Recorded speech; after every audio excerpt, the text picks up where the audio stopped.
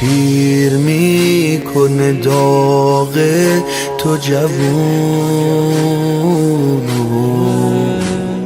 چشم زد یه نفر زندگیمونو. دوشنبه بعد از ظهر کش حسن و خاک روی چادر. دوشنبه بعد از ظهر اومدی خونه خاکی و دل خور. هر شب تو خواب میگه که ای مادر کبودم، نشناخته بوده تگه همراه تو نبودم. تو کوچه خوردی کتک منم ایستاده بودم.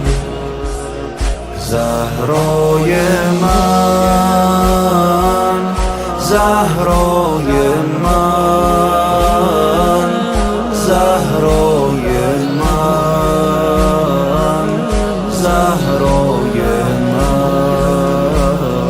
موی حسنت شونه نمیشه،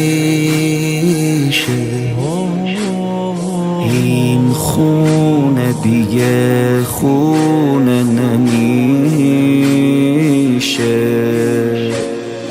همش میافتی که کی تو رو زد به من نگفتی که.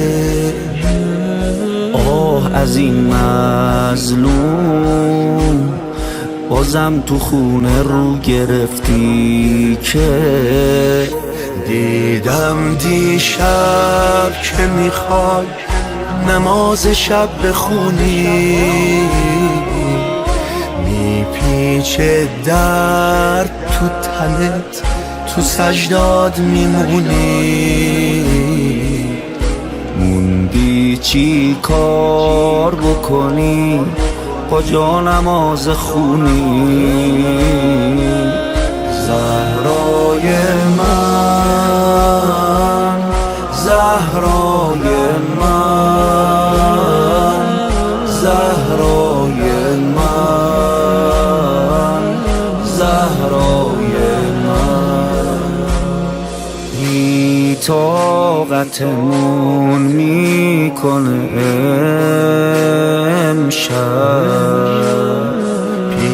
پیراهنی که دادی به زینب. با گریه بیداری هوای گریه منو داری. با گریه بیداری حسین تو تشنه نمیذاری. عاشورا ساعت 3 تو میرسی به گودال. عاشورا ساعت 3 پیش تن لگدمال. عاشورا ساعت 3 تو دیگه رفتی از حال.